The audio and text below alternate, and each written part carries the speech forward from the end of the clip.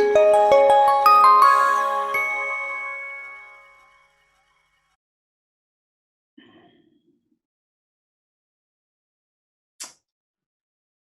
there, everyone. Welcome to the webinar.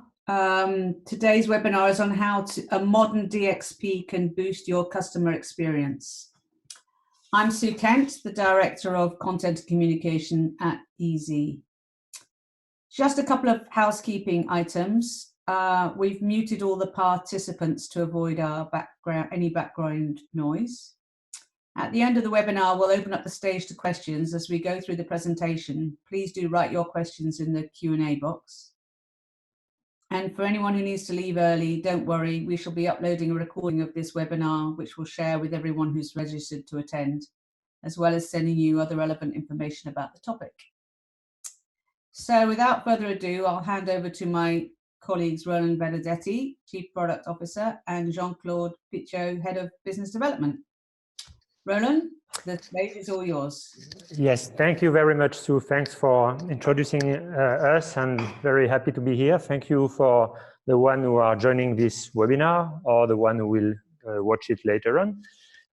We've got actually a short time window and a busy schedule on Jean-Claude's side, but I'll get started with a few considerations which are not so much related about our product, but more like general recommendation around customer experience and what digital experiences are. We speak a lot about DXP today, DXP as our digital experience platform. We are hoping to help our customers with actually a strong platform to help them build digital experiences, but there's still a lot of question marks around this acronym and some other buzzwords. So let's get started with talking a little bit about experience. Why do we want? What are experiences, and why do we want to create experience? Actually, a good thing to start this webinar, a good thing to start a meeting, and a good thing to start every day is coffee. And I like to speak about coffee when I speak about experience. And you can get very different kind of coffee. I like my coffee like macchiato, a little bit of milk, and a nice, good-looking cup. I also hate when the cup is too hot because I cannot hold it.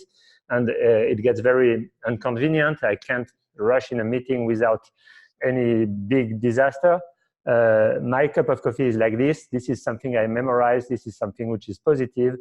The one I hate is this one, or when I get a Keurig going to a hotel which says coffee included, but that's what I got. I really hate this, and this is a terrible experience. So, of course, this is not what you can do with Easy, although we do have people selling coffee machines with our technology. But it's really very much about that. It's very much about helping companies, organizations to create good experiences and not bad experiences with our technology, with their digital team, and with their digital business. So it's all about creating good experiences. It's all about creating memorable experiences and not the other kind of experiences. And that's what will make you stand on the market against competitors. So what is an experience?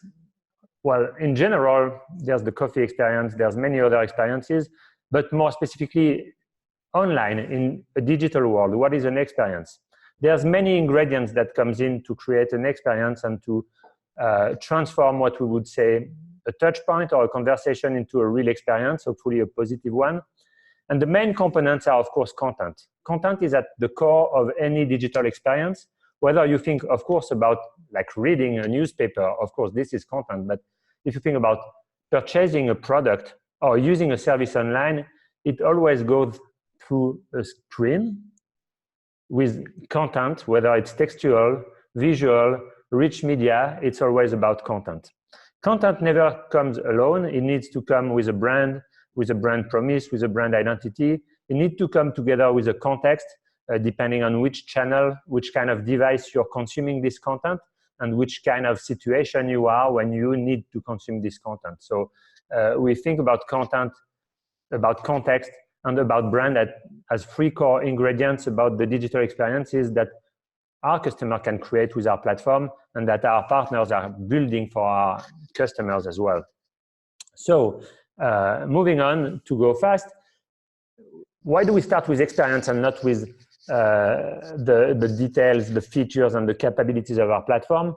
Because today, to be good at creating digital experiences, the mindset needs to be focused on customer, to be customer first. Everybody knows that, of course, but it's maybe obvious to many. Some might miss it. It's always good to repeat it. Customer first mindset, customer first approach when you build websites, apps, customer experiences in general will give you what you're after in terms of competitivity. It will give you first the customer satisfaction.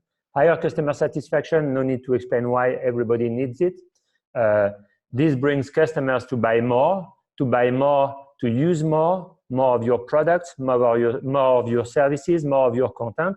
This keeps customers to stay with you for a longer time. When most of the customers are turning into a subscription kind of business, this is key. But even if not, it's an obvious thing that the longer you keep your customer using your product and being happy and delighted with your services, the better.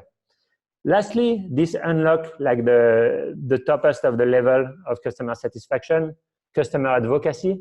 Customer advocacy nowadays, it's probably the strongest and the most efficient marketing channel and marketing strategy.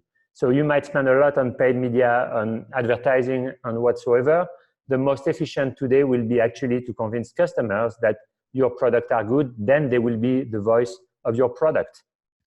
So customer first mindset, very important. Just to insist on this, just with some facts, a survey from Salesforce, the state of the connected customer, 74% of people will likely switch brands if they found the purchasing process too difficult. So very early on, even before buying, customer satisfaction is key when they are at the early stage of the customer journey.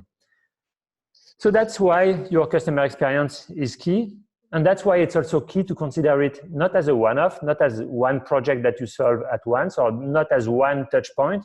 It's not just about making the purchase easy, or making the support easy, or making the use easy, or making the consideration phase easy. It's the whole journey your customer is onto with you, from the time where they are aware of your brand to the time they become advocate of your brand and your product and your services. And this journey hopefully will be very long. This journey will be made of many touch points. And the first mistake would be actually to consider each touch point individually without connecting them properly. Because you might be excellent at raising awareness, or you can be maybe very good at having an online purchase that is very easy. If the other touch points don't work well, you won't get the value of being customer first. You need to be customer first all along the story, all along the journey. So that's one of the drivers. That's one of the things we want to enable with our platform. This is so important now. It was maybe not as important 15 years ago, because 15 years ago, customer journeys were very linear, were quite simple, and were quite fragmented, happening in silos. 15 years ago, a CMS was used to build a marketing website where you could speak about your product. An e-shop would be created so that customer could buy your product online. And the after-sale process would probably happen in the physical world, not even online yet. And those phases of the customer journey, it was not a big problem if they were disconnected. Nowadays, customer expectations are totally different. Nowadays, the customer expects a very smooth, unified experience. And also, the customer uses many more channels. Online, it's not only just about website. It's also about mobile, about social networks, about many devices, about your personal device, but also your computer at work, and so on. And the user journey ends up much more complex, needs to be unified. And most importantly, the user journey is changing all the time, because today, to keep pace with the digital revolutions that are happening everywhere, companies need to always adapt their business model, their offering, their services, and the digital experiences are not static. They are evolving all the time. People need to deploy all the time new apps, new services, new ways to do things online, basically. So this is key, and this is why we need today actually something different than before. We need a technology platform, which we call Digital Experience Platform, to sustain, to build, to sustain, and to support all those touch points all along the customer journey. So the solution for companies is to build or buy a digital experience platform that will support their customer experience. Build or buy, or build and buy, because those remains platforms that you are developing on top of. It's never something out of the box. Will this work from your first generation CMS? This is a question. I don't know what is your first generation CMS, but many of these are actually not fitting the needs and the requirement of a digital platform, of a digital experience platform. Will it work if you consider this as a one-off website project? Not at all. It's not anymore building a website. It's about building a customer experience across channels. So it's not a project, it's a product. Will it work with your existing organization? Again, I can't answer for the organization that I don't know, but probably not, because digital revolution came also with different ways to organize your teams, breaking silos between departments, and organizing yourself to deploy, to build, to create in a much different way than we used to do 15 years ago when it was the early stage of the CMS. So in many cases, customers and brands are in a dead end with their old technology, and they need to move on with a new technology platform. That's what we want to look into today, how to do this. It's about technology, of course, but let me also tell you that it's not only about technology. Actually, organization, culture, and skills are very important, and the maturity of the organization is very important. So before the technology platform, you need a people platform for sure. And of course, the technology vendors, as well as the partners such as digital agencies and integrators, can help you with that and help you be successful and grow your maturity in delivering digital experiences. So that's the first thing. You need a people and an organization and a culture platform. Then you need a technology platform with the right capabilities, a one that you will be able to use all along, as I mentioned. And here you have an example of what we see as the important components of this technology platform. You can see content, you can see website, you can see personalization, commerce, and application development. This is something quick that I will talk just a little, but then we will jump on concrete examples to see how this solidify and how this work in the real world. Jean-Claude will come back on this. But creating content is key. You need to be able to create memorable content. You need to do this at scale in many cases, sometimes not because you're a fairly small operation, but very often at much scale. Even if you're just a mid-sized city, you will see that you will have a lot of content, and we will get back to this example. You need to do this quickly and securely to deliver it in any way, including delivering it through APIs to other applications. So it's not only about delivering content through a website or an app, it's delivering content through API, what we call headless. So that's the first set of capability. Second set of capability, even if now we are living in a multi-channel world, the mobile devices, the app and social network have taken a lot of importance. Websites are still key. They are key into any digital operation, and you need to be quick at assembling and managing your websites. You need to be able to do this without involving much developers. You need to be, again, quick and secure, and you need to be able to reuse content and features smoothly. Personalizing the experience. This is something rather new because it's only now that we are able to do it, or that organizations have the maturity to do it. You need to be able to adapt the content and the services that you deliver to your users depending on their behavior, what they do, the context they are in, and the channel they are using. You need to do this for one single goal, the one of being relevant to them. That's very key. Being relevant to them, you make a differentiation and you increase the customer satisfaction. You need to sell online. E-commerce has been increasingly part of the game of all digital transformation program. Blending content and commerce is getting very important to provide an intuitive and streamlined buying experience. Buying is not something that happens in a silo anymore. You can't just throw your users to an e-commerce website and ask them to buy. You need to accompany them with content and with editorial and with services. And finally, building fast, probably the most important of the capability set, letting your designers, developers, and digital builders create, develop, and deploy new features with speed and agility, which also will provide cost efficiency, by the way, and letting them also integrate with other systems seamlessly. So those are what we call the pillars of a digital experience platform. And this is what we hope to provide to our customers through Easy Platform, our DXP platform. And not only we provide this, but we provide this so that they can be the fastest as they can to provide time to market to their digital initiatives. They can adapt and be agile to fit an ever-changing business condition. They don't always know what the future will be, and they will never.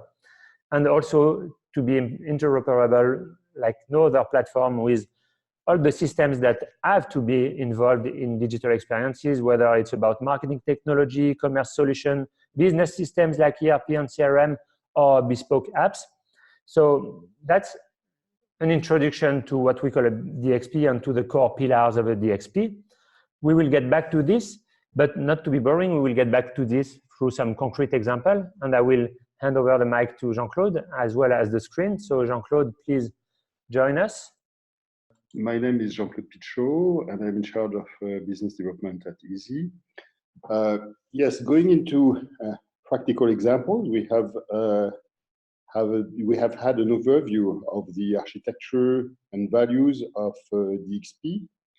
Now, what about the challenges that actual clients have been meeting and that they have solved with the DXP? Why is it so? Because behind good user experience, as Roland was saying, there are people, there are teams, there are organizations, there are corporations, and there are tools.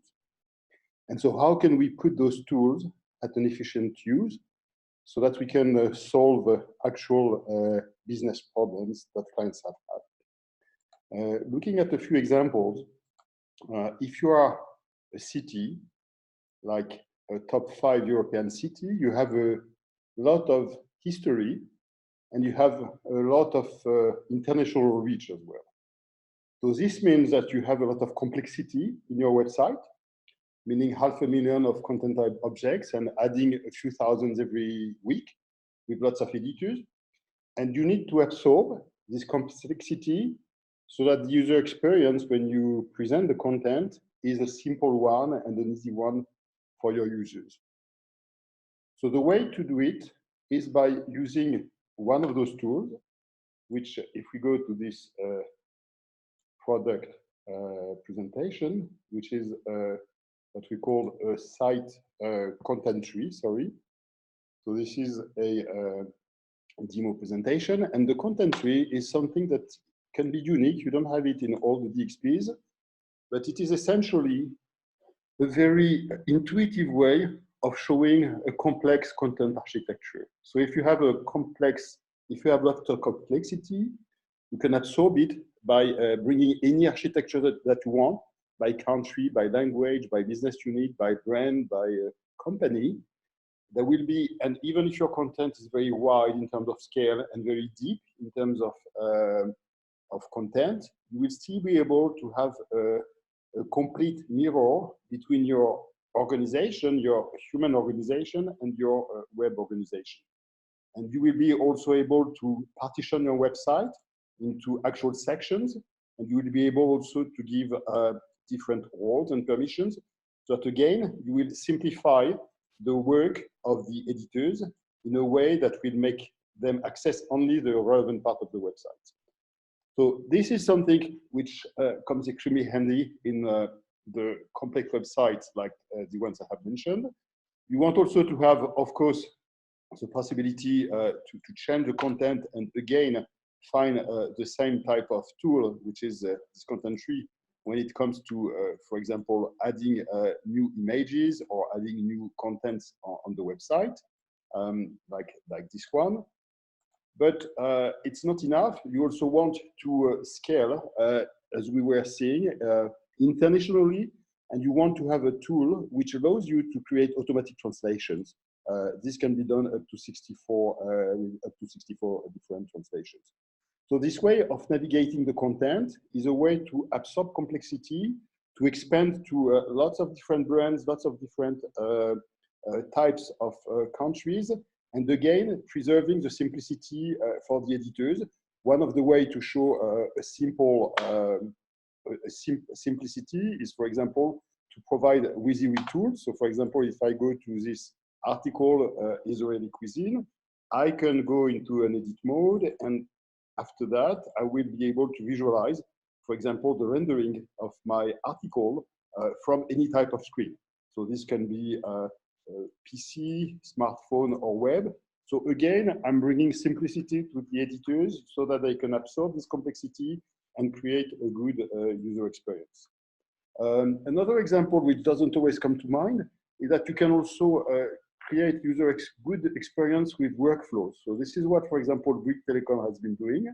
We know them as a top 10 telco company in Europe, but they have been using a DXP to create a set of rules for their teams to repair the smartphones that they sell. And what they put at play in this case, it's a tool which we call a workflow. If I go back to this back office, I will show this in a second by going into this admin mode again.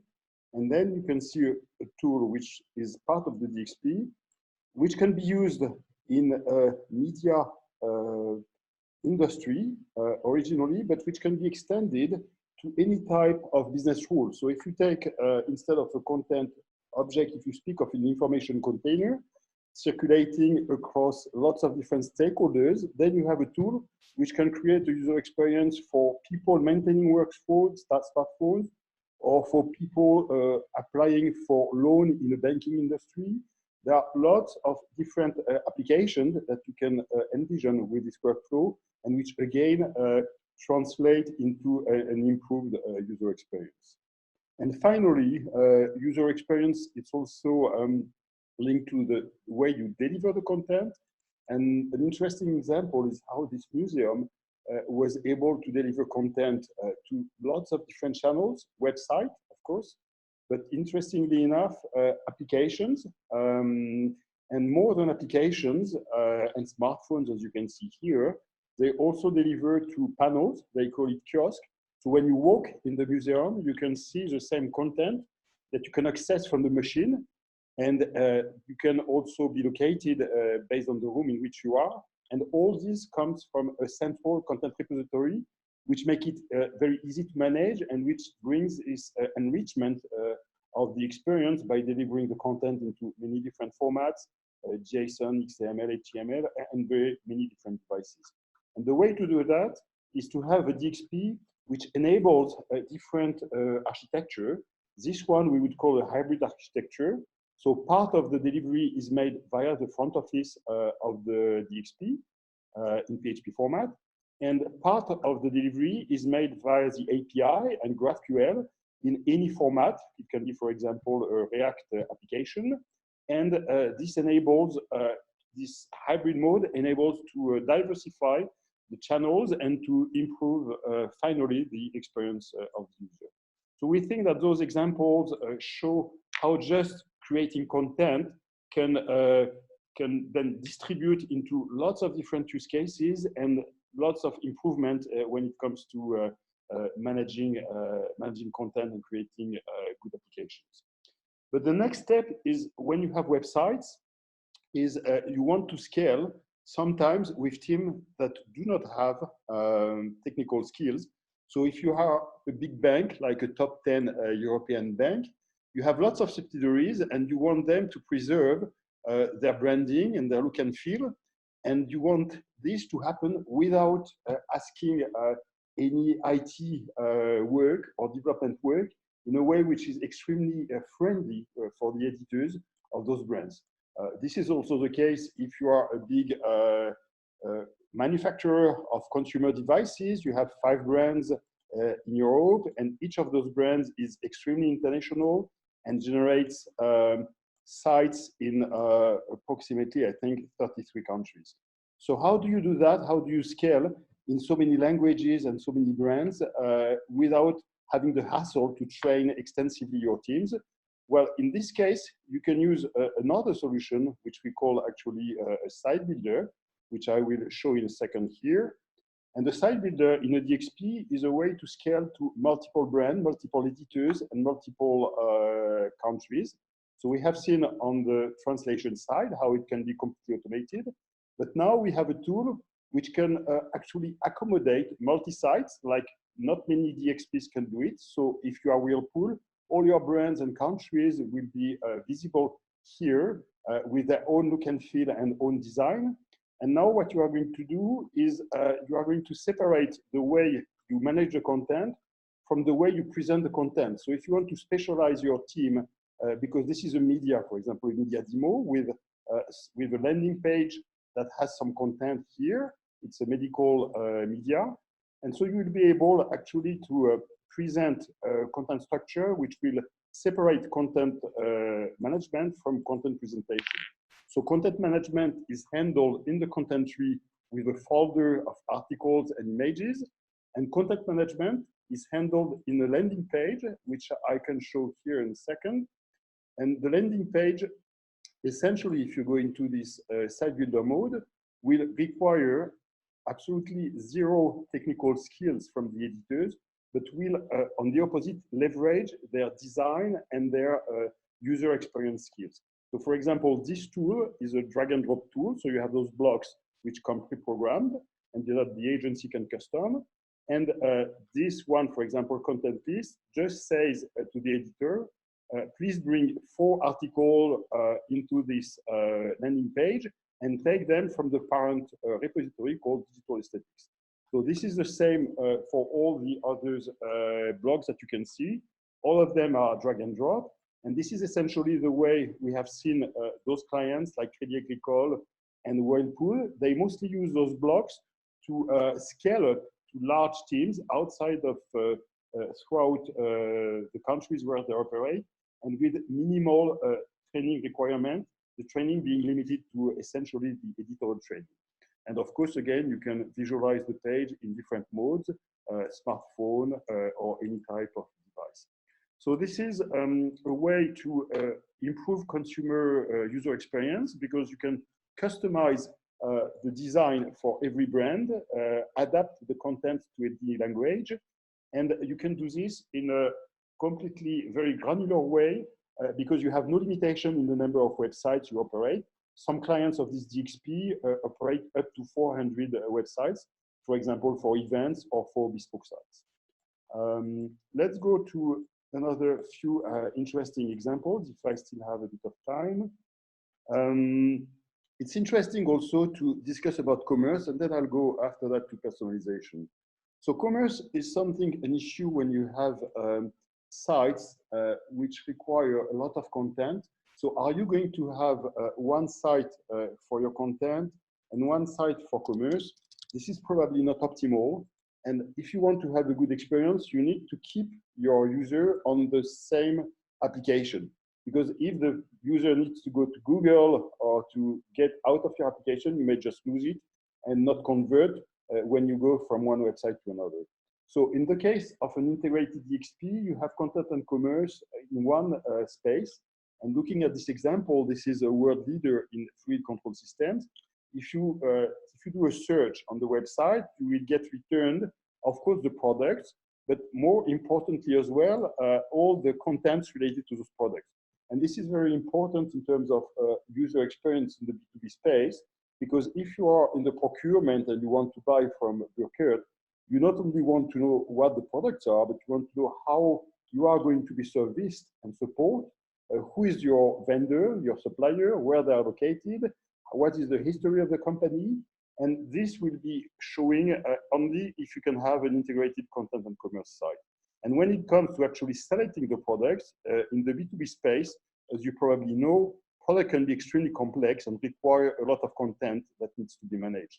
Data sheets, user manuals, declaration of conformity, and even pieces of software itself. So you can see this content and commerce site as really an extension of the manufacturing facility into the web, so that you can keep the best experience for your B2B buyer. And the same consideration also prevail in the B2C space, sorry. When you have a very global and recognized brand, you want to have a user experience which is also seamless and easy when it comes to selling your subscription. But now the situation is that because you are global and address lots of different clients, there are lots of situations and lots of cases that can occur and that you want to manage. And so you want to use the DXP with a workflow which makes it extremely simple to go to your checkout and to manage all those cases. And this was one of the most successful applications that The Economist that they have been using for several years, and which they are now migrating to the latest version of the DXP. So again, B2C experience in this case, and this is relying on the workflow, not just on e-commerce, but also on the workflow. And this comes from the integration of this workflow in the DXP. So how does this happen? If we just go back to the product, now let's go to the e-commerce product. And I'm just going to open a few new tabs here. The DXP, when it comes to commerce, shows actually an e-commerce store, what we call a shopping cart, with the standard e-commerce features, which is compare, quick order, and so on. But where the magic happens is that when you Google, for example, or when you search for a blender, now the search returns not only the images and landing pages and contents, but also the product. And what is the consequence here? The consequence is that you can contextualize your commerce. So if you are, for example, in the business where storytelling is extremely important, like in cosmetics, where you want to show that your products are green and sustainable, or in the fashion industry, and you want to also be part of a larger dream, then you can create articles and content, and you can just blend your blender, your product, into the bottom of the page, just by dragging and dropping the product, as we were doing for any piece of content. And by doing so, you contextualize your commerce, so you increase your conversion, you minimize your advertising cost, and of course, above all, you have one single back office for order management, including connection with the ERP, which can be extremely important in the B2B space. So you can centralize all the administration. You don't need to have two digital teams, one for commerce and one for content. They can all operate from one single piece of back office. And when it comes to looking, for example, for how does this afflict those objects of content, if we search, for example, for one client of this website, let's say Anya, we will go and we will find again the same attributes, translation, relation, the graph. And on top of that, we will see the e-commerce activity of Anya, showing that we are just handling this user as just another piece of content. Sorry, Anya, I hope I'm not too diminishing here. But that's essentially the benefit of having this DXP. Talking back, this Burkett example, the time to market was 1/3 of the one of the next competitor, which was a quite global and well-established brand. And the TCO, the price actually of the build of this website was only 50% of the price of this competitor. Why was it so? Because it wasn't all integrated in one DXP platform. Finally, when you do commerce, you also want to personalize. That's quite obvious. You have lots of events on which you can play. So that's what Liodol, for example, is doing with personalization tools. So you have, for example, an e-commerce store. And from this e-commerce store, you will get recommendations of products that will increase the revenue of your website. So this is a tool which is also used extensively by Lidl today in 4 countries. And I'm going to show exactly the way it works. So here, for example, the product recommendation, they contribute very significantly to the activity of this web store. Of course, the actual numbers are confidential, but they are extremely significant. So the solution is actually on the product side. It's a machine learning tool which learns through the events that the website is generating. So the users do not need to be connected. They can be just behavior-based, based on JavaScript. So the tool is providing a set of metrics in terms of what recommendations have been done, how many have been successful. And the way it works is by generating models, which are here of different type of models. So of course, for example, top clicks generate more data much faster than also click. So it really depends on the business model that you have. And then from this model, you can build scenarios just by dragging and dropping these models.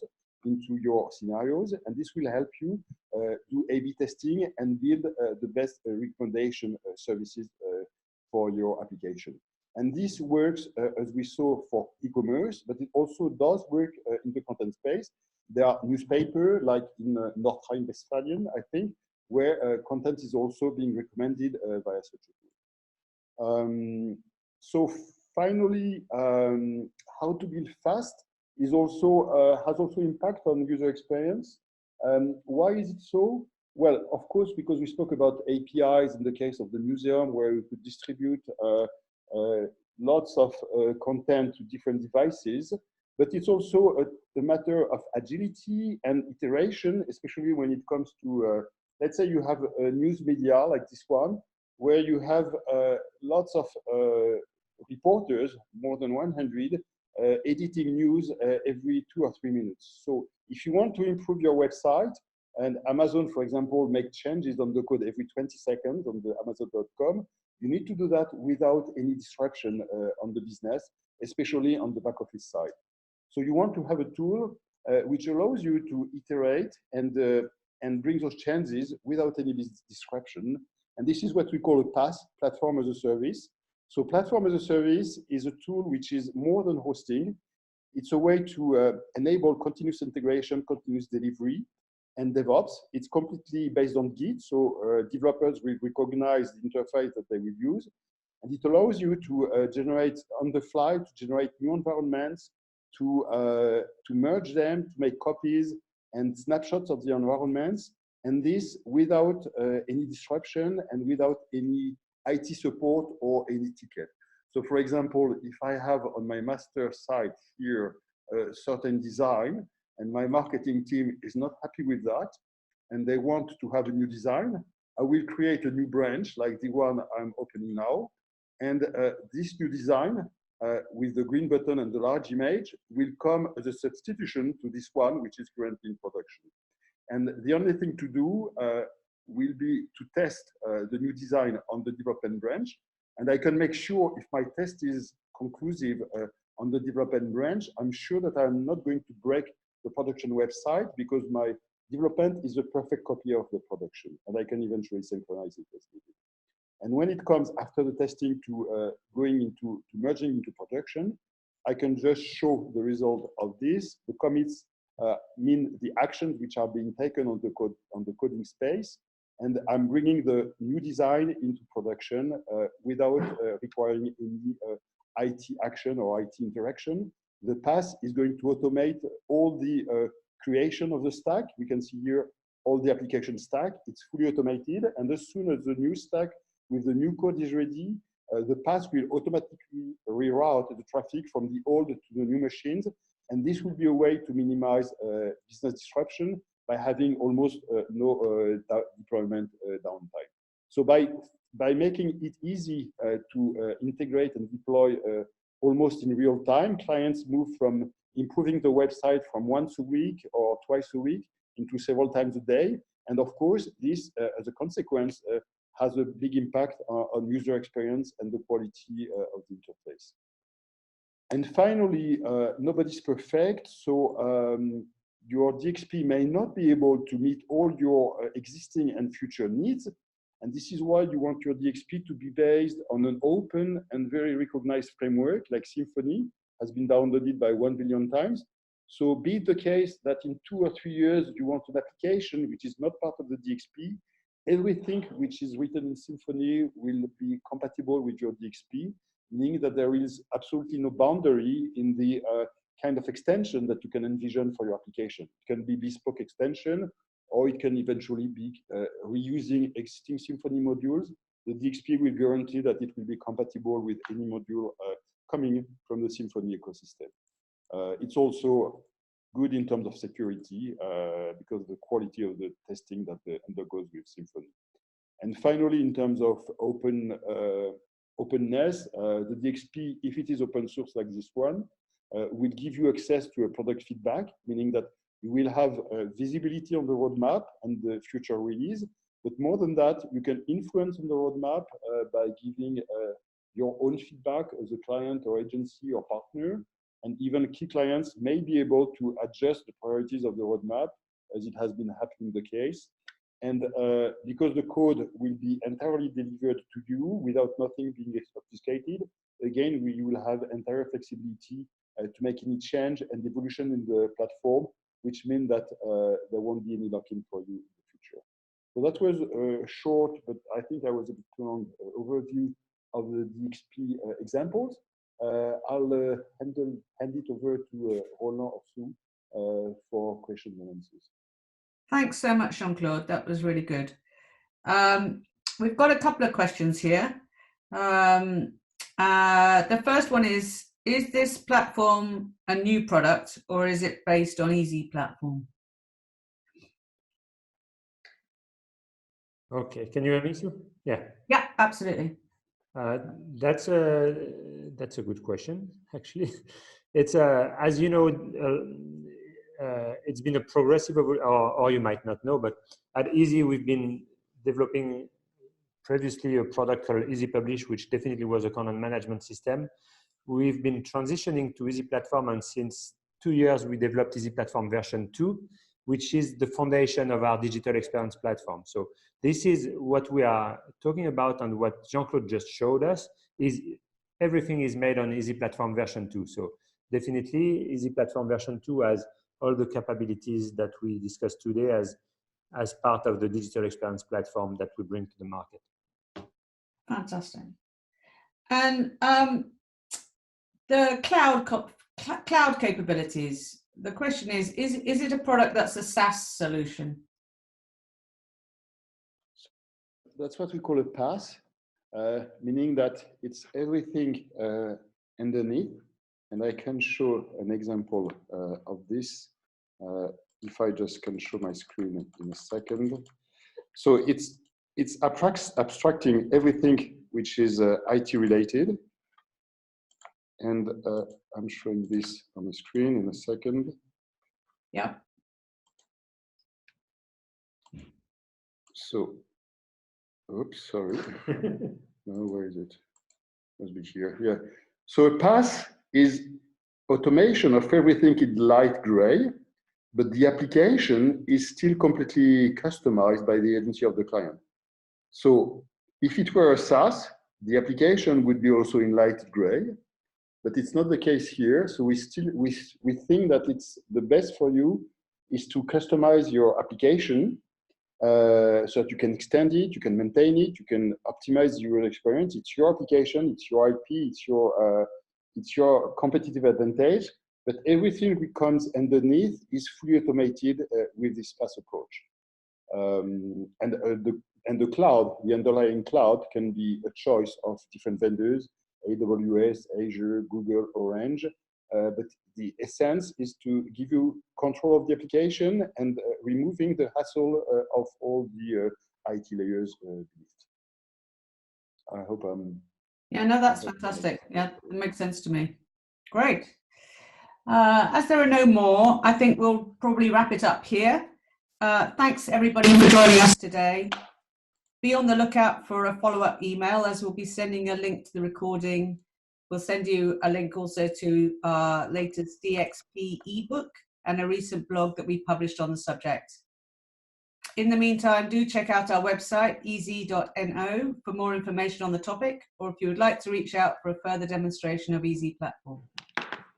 Thanks very much. Thank you. Cheers.